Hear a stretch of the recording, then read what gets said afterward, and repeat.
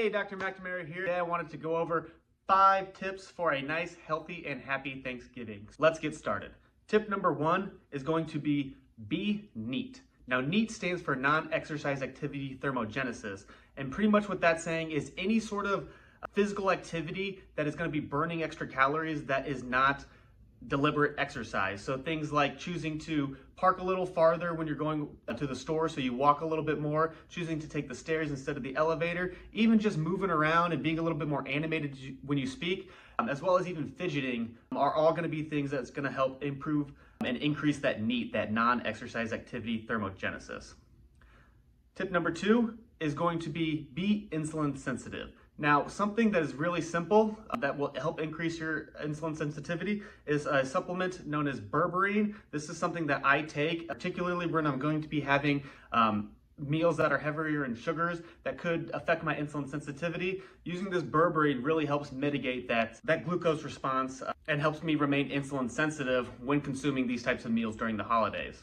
In fact, studies have even shown, due to its similarity to the drug metformin, can help raise someone's insulin sensitivity who is either pre-diabetic or diabetic from anywhere up to 30 to 50% of improvement. So really, really awesome supplement.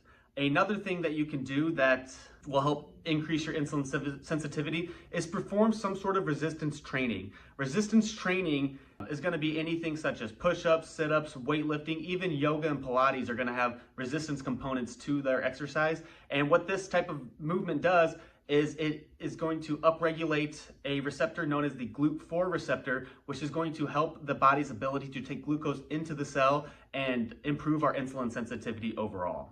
Tip number 3 is going to be moderating your liquid calories. Now, when I'm talking about liquid calories, the big heavy hitters I'm talking about are going to be alcoholic beverages as well as fruit juices. Now, the reason why this affects your insulin sensitivity and could lead to an increase in weight gain during the holidays is because you are consuming beverages that contain calories, and typically during the normal times of the year, our liquid calories only consist of about 5 to 10% of our total caloric intake. During the holidays, sometimes it can jump as high up to 20 to 30% in certain individuals, especially if you get more fruit juices and alcoholic beverages.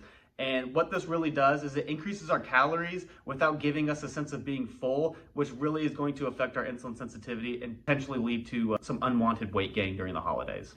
Tip number 4 is going to be to chew your food. This is a really simple tip, but it's often one that we take for granted. If you take a little bit of extra time to chew your food, that is going to help regulate those homeostatic mechanisms that not only help you feel full, but because we are breaking down the food a little bit extra, it's also going to help extract the nutrients that we need from that food.